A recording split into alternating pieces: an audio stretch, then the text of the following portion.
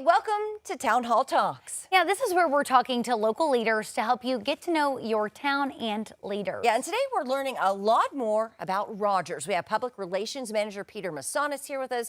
Thank you so much for joining us. Absolutely. And so Rogers has seen a ton of growth over the last few years. And so what does that look like for the area? Yeah, I mean, obviously regionally, we just all see a whole lot of growth, and really the key is about staying ahead of it, right, and not kind of reacting to it. And we do a lot of that in Rogers. You know, we've been working on a maintenance plan for our roads, kind of, you know, the cars that drive around for Google Maps. We've had a project going on, you know, over the last year or so where we've had a car like that that's, you know, taking pictures of all our roads so we can rate roads and maintain them properly. Okay. RWU has done something or is working on a project right now that's pretty interesting. It's a pipeline that's going to come down from Springdale and add some redundancy to the water supply in Rogers. So at the end of the day, it's just about staying ahead of it all, you know, infrastructure rise and being prepared for the population growth. Absolutely. And let's talk a little bit, a tornado a couple of years ago, some damage there. What does that recovery process look like? Is Rogers still recovering?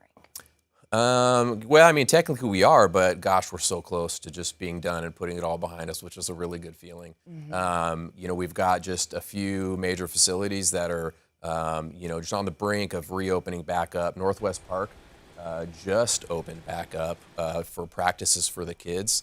Games will be starting soon, and we'll have a grand reopening here probably early May. Victory Theater has got a full slate of programming set for starting in May as well, you know, so that's gonna, you know, that building will open up within about a month here, and the library also, you know, give it about a month or two, and that'll be open back to the public again. And so the library staff's really excited about the Well, what updates can you share about public safety initiatives?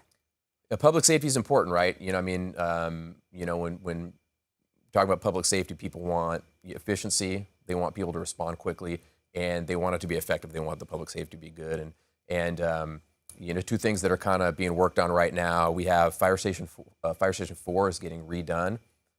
So the current station is still up and running to keep the continuity.